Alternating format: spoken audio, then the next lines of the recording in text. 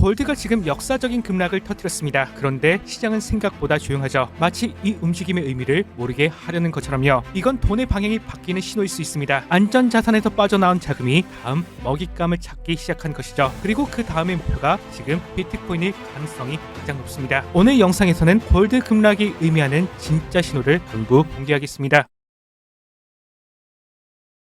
안녕하십니까, 차트 분석 트레이더 차티스트입니다. 오늘은 비트코인과 골드를 같은 프레임 안에서 볼게요. 결론부터 말씀드리면 지금은 골드가 조정이나 횡보가 이어진다면 비트코인이 반등할 확률이 매우 높은 자리라는 것이죠. 제가 이렇게 자신 있게 말하는 이유가 있습니다. 1월 19일 지난 영상에서 골드는 조정에 임박했고 비트코인은 기회다라고 말씀드렸죠. 그리고 그날이 정확히 골드의 고점이었습니다. 골드는 단 3일 만에 마이너스 21% 하락, 골드의 친구 실버는 마이너스 41% 급락을 했죠. 골드는 온스당 5,600달러 최고가에서 4,400달러까지 떨어졌고 실버는 121달러에서 71달러까지 무너졌습니다. 문제는 비트코인도 함께 빠졌다는 건데 89,000달러에서 74,500달러까지 약 17% 정도 하락했죠. 골드와 실버에 비해서는 상대적으로 선방했습니다. 그래서 근래 며칠 동안 여러분들께서 걱정하시는 것은 딱 세 가지로 압축됩니다. 골드도 무너지는데 비트코인이 어떻게 반등해요? 악재가 너무 많아서 무엇을 봐야 할지 모르겠어요. 비트코인을 매수하면 또 물리는 거 아닌가요? 맞습니다. 지금은 헷갈리는 게 정상이죠. 그래서 오늘은 지금 시장 위치를 지도처럼 깔끔하게 정리해 드릴게요. 비트코인은 딱 세 가지 시나리오만 보시면 됩니다. 반등, 중립의 박스권, 그리고 무효화. 게다가 각 시나리오마다 매수나 대기 기준은 물론 체크해야 할 데이터까지 정리해 드릴게요. 자, 그럼 시작해 보겠습니다. 먼저 시장에 도는 돈은 크게 두 가지 종류가 있습니다. 첫 번째 보수적인 돈, 기관, 연기금, 국가 같은 자금이죠. 이 돈의 목표는 단순합니다. 안전이 최우선이고 연 5에서 8%만 나와도 성공이라고 보죠. 두 번째는 공격적인 돈, 주식, 크립토, 레버리지 자금. 이 돈은 수익이 목표입니다. 20에서 30%, 심하면 50% 이상도 노립니다. 그리고 시장이 불안해지면 보수적인 돈이 먼저 움직이는데 이때 대체로 국채와 같은 안전자산으로 이동하고 그 중에서도 대표적인 피난처는 골드이죠. 여기까진 전 세계 어디서든 반복되는 패턴. 실제로 이번에도 금은 강했습니다. 시장 불안이 커질수록 금으로 계속 돈이 몰렸고 그 결과 골드는 꽤 빠르게 상승하면서 과열 구간까지 스트레이트로 들어갔죠. 그런데 문제는 그 다음인데 골드는 오르는 동안은 매력적입니다. 하지만 일정 수준 이상 급등하면 보수적인 돈은 오히려 진지하게 고민을 시작하죠. 여기서 더 올라갈까? 상승 여력은 얼마나 남았는가? 그리고 결정적으로 이런 계산이 붙습니다. 골드는 비트코인보다 시총이 20배 이상 큰 자산인데 규모만 놓고 보면 골드가 1% 오르는데 필요한 자금은 비트코인이 20% 오르는데 필요한 자금과 비슷한 수준이라는 것이죠. 골드 1%, 비트코인 20%. 그래서 금이 급등 이후에 조정이나 횡보 구간으로 진입하는 순간 시장에서는 자연스럽게 이런 생각이 퍼집니다. 골드에서 먹을 게 줄었다. 그럼 다음 수익은 어디서 내지? 즉 이때부터 자금 이동이 시작되는 것이죠. 역사적으로도 금이 고점을 만들고 쉬어갈 때 시장에서는 다음 자산을 찾는 움직임이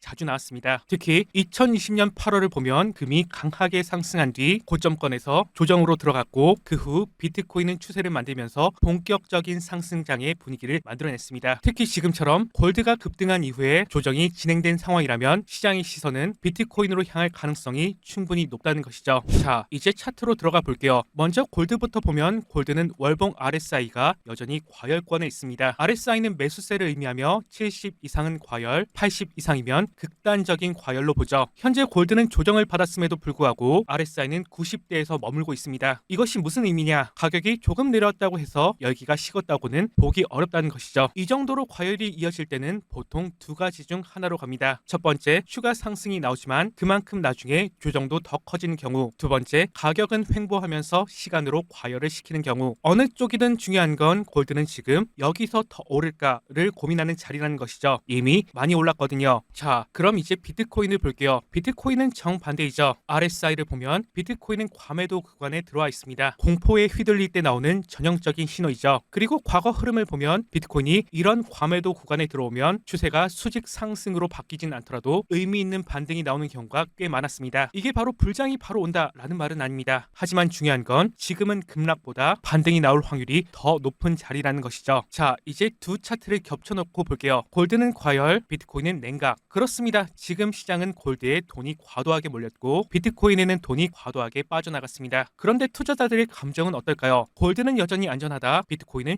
여전히 위험하다. 맞습니다. 감정은 다들 다들 그렇게 느낍니다. 하지만 차트는 다르게 말하고 있죠. 골드는 내릴 조건이 충분히 갖춰졌고 비트코인은 오를 조건이 만들어지고 있습니다. 제가 시장을 오래 보면서 배운 게 하나 있죠. 감정과 차트가 정반대로 갈 때 기회가 생긴다는 것. 골드는 과열로 수익 실현이 나오고 비트코인은 과매도로 저가 매수가 들어오면 자금 이동의 구조가 만들어집니다. 그래서 저는 지금을 중요한 변곡점이라고 보는 것이고요. 이 판단을 뒷받침하는 결정적인 근거가 하나 더 있습니다. 지금부터가 핵심인데 아직 구독 안 하셨다면 지금 눌러주시고 끝까지 집중해주세요. 이제 그럼 핵심 차트로 넘어갈게요. 바로 BTC 골드 레이쇼이죠. 이것은 비트코인 가격을 금 가격으로 나눈 값인데 이 비율 하나로 지금 비트코인이 금 대비로 싼지 비싼지를 바로 알 수 있습니다. 그리고 이 비율을 글로벌 유동성 관점으로 해석하는 프레임이 하나 더 있죠. 바로 비트와이즈 같은 글로벌 크립토 운용사에서 자주 쓰는 방식인데 지금 이 지표가 보여주는 위치는 마이너스 2 시그마 근처이죠. 시그마가 뭐냐? 이것은 정상 범위를 벗어난 극단의 값으로 그러니까 이 차트는 지금 이렇게 말하고 있습니다. 비트코인이 금에 대비해서 과하게 눌려있다. 즉 통계적으로 극단에 들어온 상태라는 것이죠. 물론 마이너스 2 시그마라고 해서 내일 당장 비트코인이 급등이 확정되는 건 아닙니다. 하지만 이런 구간에서는 하락보다는 반등이 나올 확률이 커지죠. 자,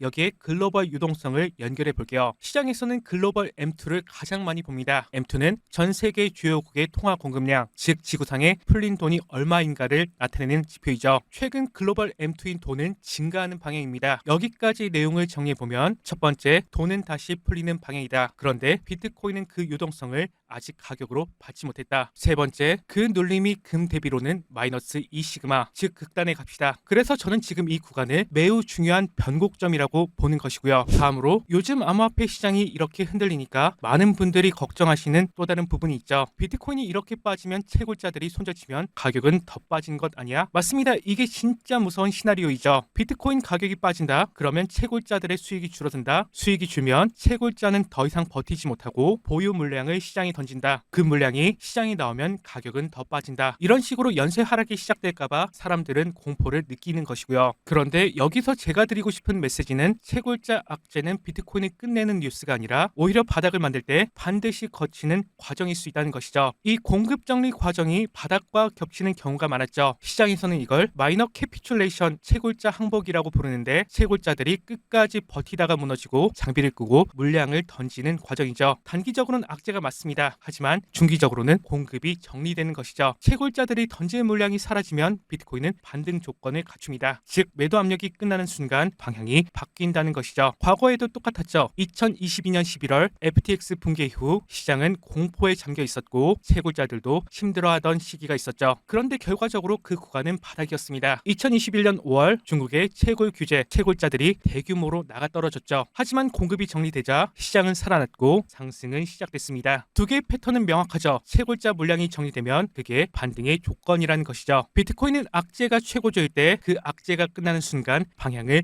바꾸는 시장이에요. 타이밍은 정확히는 못 맞춥니다. 2주 더 갈 수도 한 달이 더 갈 수도 있죠. 하지만 핵심은 이것이죠. 지금 채굴자 악재를 보고 비트코인 끝났다가 아니라 공급 정리가 어디까지 진행됐나를 봐야 하죠. 비트코인은 공포가 끝까지 갔을 때 방향을 바꾼다는 것을 기억해 주세요. 자, 여기서부터가 제일 중요하죠. 여러분이 오늘 이 영상을 보고 그래서 나는 무엇을 해야 하는데 이게 남아야 하거든요. 제가 오늘 영상에서 실전적으로 드리고 싶은 것은 이것입니다. 지금은 체크리스트로 판단해 보세요. 첫 번째, 골드, 월봉 RSI는 과열을 해소 중인가, 급등이 아니라 횡보나 조정인가. 둘째, 비트코인 과매도 탈출을 시도하는가, 74.5K 핵심 지지라인 위에서 가격을 지키고 있는가. 셋째, BTC 골드 레이쇼 극단값에서 올라오기 시작하는가. 네 번째, 채굴자 매도 압력이 정리되는 흔적이 보이는가. 이 네 가지가 동시에 맞아떨어지면 반등 확률은 확실히 올라갑니다. 그리고 이 네 가지는 매일 혼자 체크하기는 어렵죠. 그래서 저는 이 체크를 텔레그램에서 계속 업데이트 해드릴게요. 필요하신 분들은 참고하시면 됩니다. 링크는 고정 댓글로 넣어둘게요. 자, 오늘은 이야기가 길었죠. 그런데 결론은 사실 한 문장입니다. 골드가 쉬는 순간 비트코인은 기회가 된다. 지금 시장이 무서운 이유는 하나예요. 가격이 빠져서가 아니라 내가 지금 뭘 해야 할지 기준이 없기 때문이죠. 그래서 오늘은 반등,